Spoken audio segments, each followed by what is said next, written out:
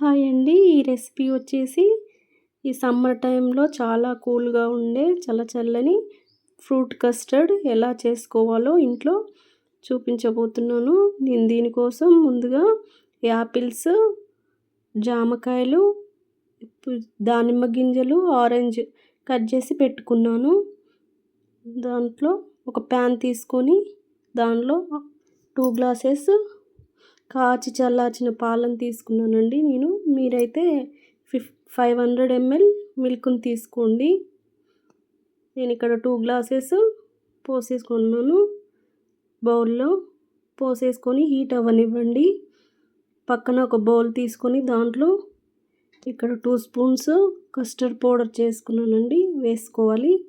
ఇది ఇంట్లో తయారు చేసిన కస్టర్డ్ పౌడర్ అండి. మీరు వీడియో చూడకపోతే ఇంట్లో ఎలా తయారు చేయాలో మన ఛానల్లో ఉంది, చూసేయండి. దీంట్లో పాలను యాడ్ చేసుకుంటూ లంప్స్ లేకుండా ఇలా కలుపుకోవాలి. కలిపి పక్కన పెట్టుకోవాలి. మనం మరుగుతున్న పాలల్లో నేను 5 స్పూన్స్ వరకు షుగర్ వేసానండి.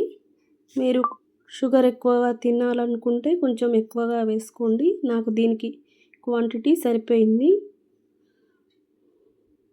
5 స్పూన్స్ వేసిన తర్వాత ఇలా కలుపుతూ మెల్ట్ అయ్యేంత వరకు 5 to 10 మినిట్స్ మరగనివ్వండి పాలని. ఇలా మరుగుతున్నప్పుడు మనం కస్టర్డ్ పౌడర్ వాటర్ని దీంట్లో పోసేసుకోవాలి. పోసేసుకొని ఇలా ఒకసారి కలుపుతూ 5 మినిట్స్ దాకా మరగనివ్వండి. కొంచెం తిక్కుగా అవుతాయి.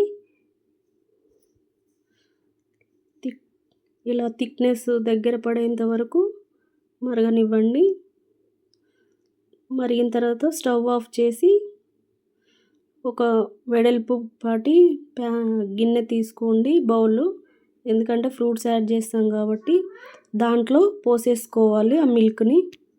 ఇలా బౌల్లో పోసుకొని ఇవి చల్లారనివ్వండి. బాగా చల్లారిన తర్వాత ఇలా కొంచెం థిక్నెస్ అయిన తర్వాత మనం కట్ చేసుకున్న ఫ్రూట్స్ నుండి దీంట్లో వేసేసుకోవాలి. దీంట్లో ఆరెంజ్కి బదులు మీరు గ్రేప్స్ కూడా వాడొచ్చండి.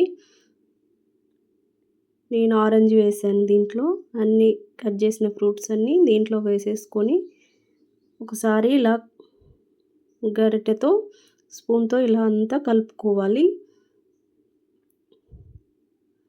ఇలా కలుపుకొని 1 అవర్ ఫ్రిడ్జ్లో పెట్టండి.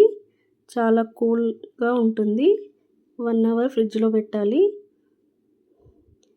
ఇది కూల్గా అవుతేనే తినడానికి బాగుంటుందండి టేస్ట్. 1 అవర్ తర్వాత మనకు రెడీ అయిపోయిందండి ఫ్రూట్ కస్టర్డ్. చాలా కూల్గా ఈ సమ్మర్ టైంలో తప్పనిసరిగా ఈ విధంగా ట్రై చేయండి.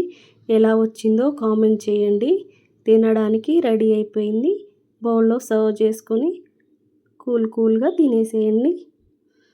ఈ రెసిపీ కనుక మీకు నచ్చినట్లయితే లైక్, షేర్, సబ్స్క్రైబ్ చేసుకోండి. Thank you for watching.